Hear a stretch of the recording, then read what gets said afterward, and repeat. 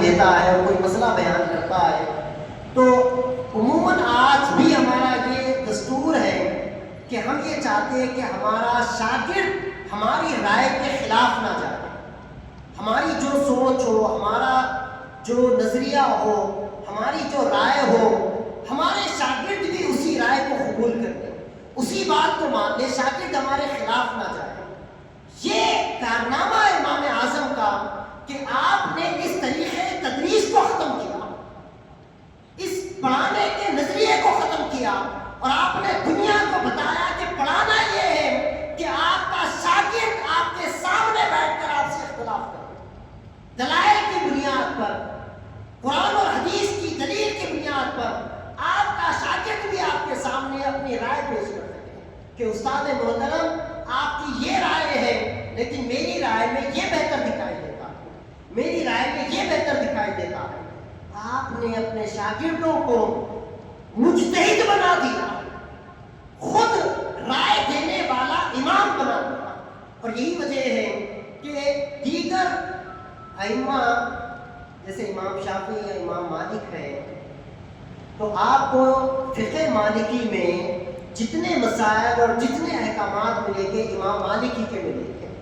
فقہ شافعی میں امام شافعی کے ملیں گے. لیکن فقہ حنفی میں یہ خصوصیت ہے کہ امام اعظم کے ساتھ ساتھ امام اعظم کے دو شاگرد ہیں، امام محمد اور امام یوسف، ان کے اقوال اور ان کے ارشادات کو بھی فقہ حنفی میں فقہ کا درجہ دیا گیا. یہ خاصیت امام اعظم ابو حنیفہ کو اللہ رب العزت نے عطا فرمائی تھی. ایسے امام کی ہم تقلید کرتے ہیں، کبھی موقع رہا تو ہم اس پر بھی گفتگو کریں گے کہ فقہ حنفی میں کوئی ایک مسئلہ بھی قرآن اور حدیث اور اس کے مزاج کے خلاف نہیں. اب یہ اس کا وقت نہیں ہے کہ ہم ہر مسئلے پر گفتگو کرتے بیٹھے، لیکن کوئی مسئلہ ایسا نہیں ہے جو حنفی ہے وہ پورے اطمینان کے ساتھ آج یہ دیکھنے میں آتا ہے کہ چونکہ حدیث کی جو کتابیں ہیں اس کے ترجمے چھپ چکے ہیں، بخاری کے اردو میں ترجمے، انگلش میں، اب تو تیلگو میں بھی ترجمے آ چکے ہیں، مسلم کے ترجمے آ گئے، احادیث کی کتابوں کے ترجمے آ گئے. تو جن لوگوں کو علوم سے زیادہ واقفیت نہیں رہتی اور وہ فقط ترجمے پڑھ کر اپنے آپ کو عالم سمجھ بیٹھتے ہیں، وہ جب بخاری میں کوئی حدیث پڑھتے ہیں یا مسلم میں یا حدیث کی کسی کتاب میں کوئی حدیث پڑھ لیتے ہیں اور انہیں کوئی حدیث دکھ جاتی ہے جو فقہ حنفی کے خلاف ہے، تو وہ اس پر واویلا مچاتے ہیں کہ دیکھو فقہ حنفی میں یہ عمل ہوتا ہے اور حدیث میں یہ آیا. مثلا رفع یدین ہے،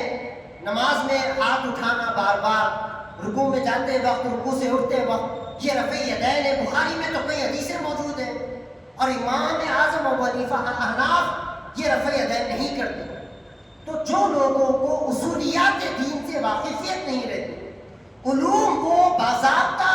مدارس میں 8-10 سال صرف کر کے نہیں سیکھتے، فقط ترجموں کا ان کا علم ہوتا ہے. بخاری کا ترجمہ پڑھ لیا، مسلم کا ترجمہ پڑھ لیا، قرآن کا ترجمہ پڑھ لیا.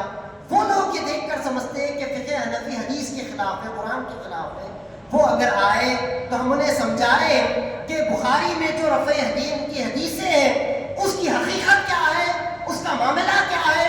اور امام اعظم جو رفع یدین نہیں کرتے اس کی حکمتیں کیا ہے، اس کی وجوہات کیا ہے.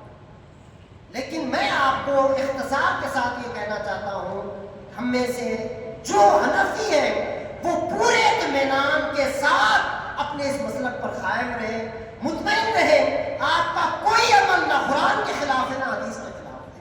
کوئی عمل خلاف نہیں ہے. علماء موجود ہیں، اگر آپ کو کسی کو بھی شبہ ہو کسی مسئلے میں بھی، آپ علماء سے پوچھ لیں، دریافت کر لیں، آپ کو ضرور جواب ملے گا. یہ ایک بات ہوئی تھی تھوڑا سے تذکرے کے طور پر. اب جو دوسری بات ہے جو ہمارے درس سے متعلق ہے، مولانا جلال الدین رومی رحمۃ اللہ تعالیٰ علیہ، دیکھیے واقعہ وہی ہے، وہی بادشاہ کا، وہی کنیز کا، اور وہی کنیز کا کسی اور شخص پر عاشق ہو جانا، یہی واقعہ ہے.